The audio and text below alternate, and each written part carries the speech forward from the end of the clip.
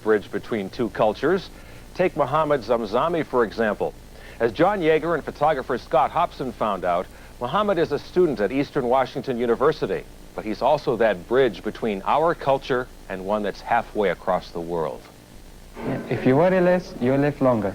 28-year-old Mohammed Zamzami, moments before a test in his modern political thought class at Eastern Washington University. See. One hand is checking, the other one is okay. He lives by humor. He has to. Halfway across the world, his native Saudi Arabia is on the front for Operation Desert Storm. He has family all over the country. But I called my father yesterday in afternoon, my parents. Oh yeah, they're doing great. The exam in Mohammed's modern political thought class today is kind of ironic. The topic, Thomas Hobbes, an English philosopher who believed that the only hope for society rests in an absolute dictator. Hobbes thought back in the 17th century that he was the only kind of sovereign who could defend you. And the only one he knows of in the headlines today is Saddam Hussein, who's waging war on his homeland. He's really bad, but he's kind of like the devil. But that's not what Mohammed talks about that much. His job, he says, is to complete his education in government here and then return home after graduation in June. While he's here, he's a bridge between our cultures. Have you gotten used to the weather yet?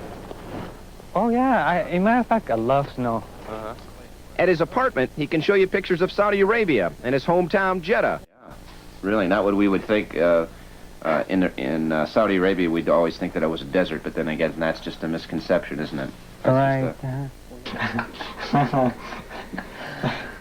What we have in common depends on how much we want to know about each other and how many stereotypes we want to believe.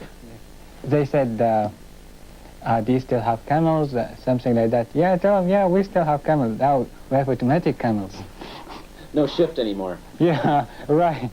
Mohammed Zamzani joining us Saudi Arabia. And what we want to learn depends on how much we want to listen.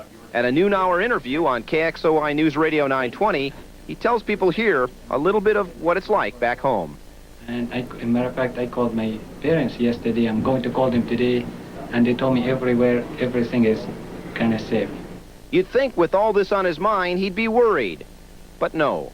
I'm scared, but I'm not really scared because I know I trust Allah, God, and I trust my government. And he trusts in himself and in that one basic truth about life. If you take it so seriously, I guess you live shorter. John Yeager, News 4, Positively Northwest. I know it's not that... Mohammed has been studying in this country for 6 years. He says he'll